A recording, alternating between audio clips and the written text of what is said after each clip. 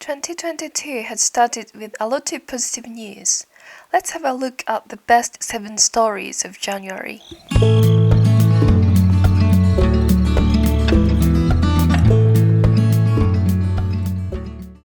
Number 7. A redwood forest in Northern California was returned to indigenous people. In recent years, the United States and Canada have witnessed an emerging land back movement, which calls for the return of native lands to native peoples. An American non-profit organization called Save the Redwoods League announced on the 25th of January that it will transfer 500 acres of a redwood forest to the Sinkyone Council.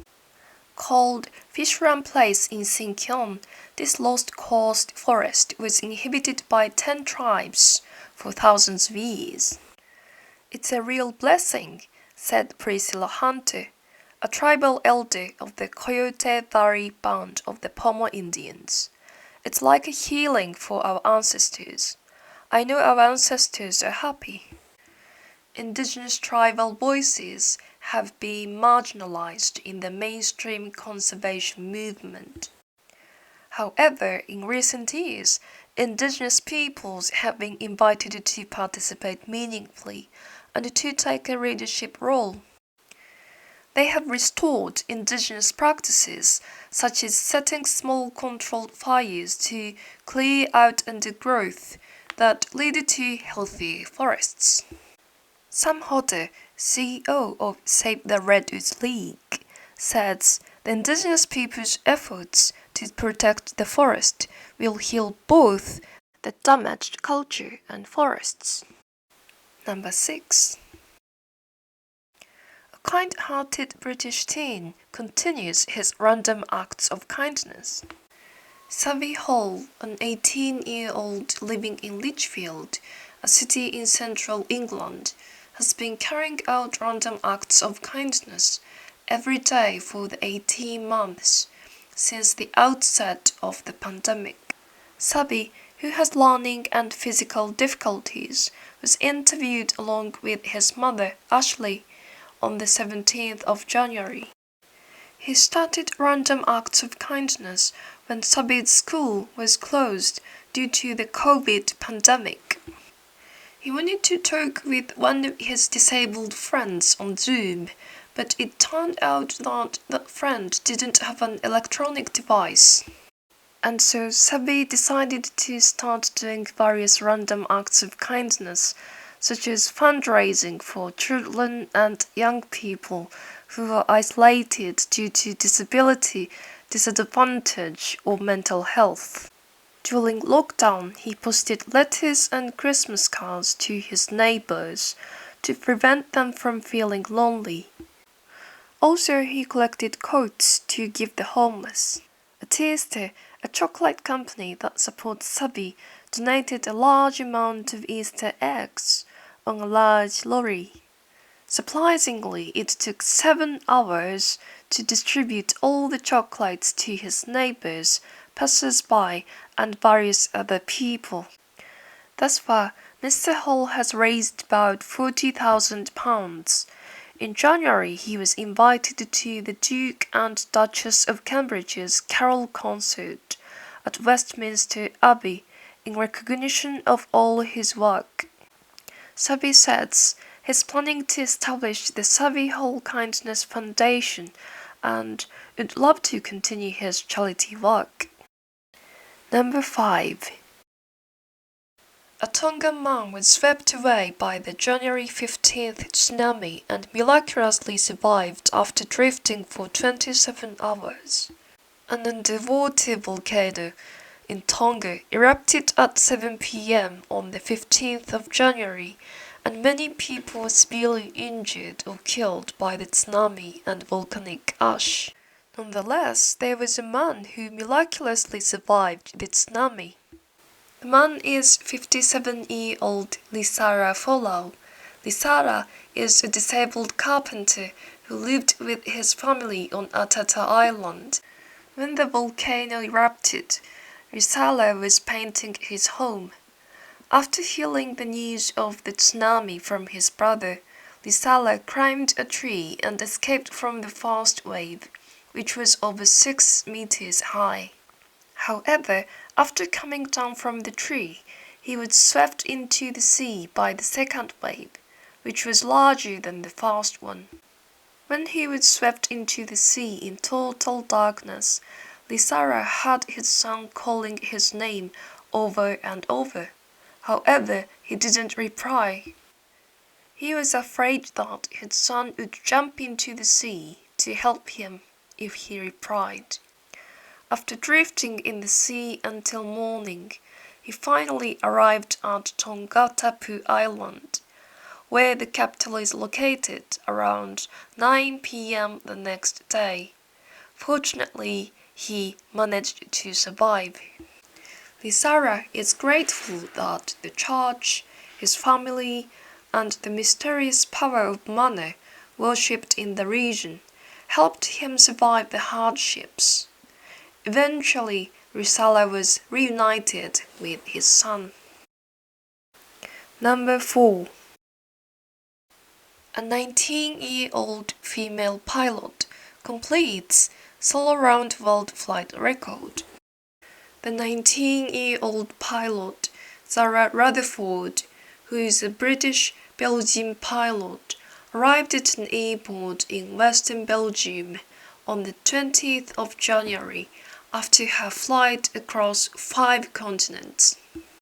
She broke the Guinness World Record as the youngest woman to fly solo around the world.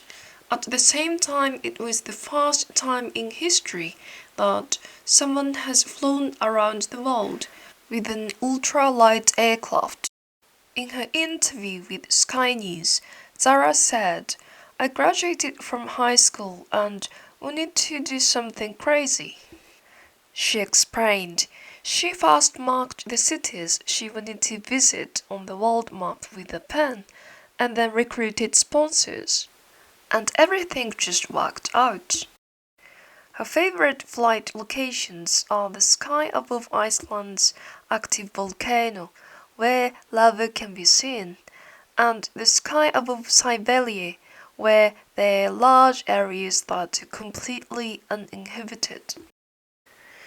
She recalled that there were moments when she shuddered, such as when menacing clouds threatened to nudge her path towards North Korea. Yet eventually she managed to avoid entering North Korean airspace.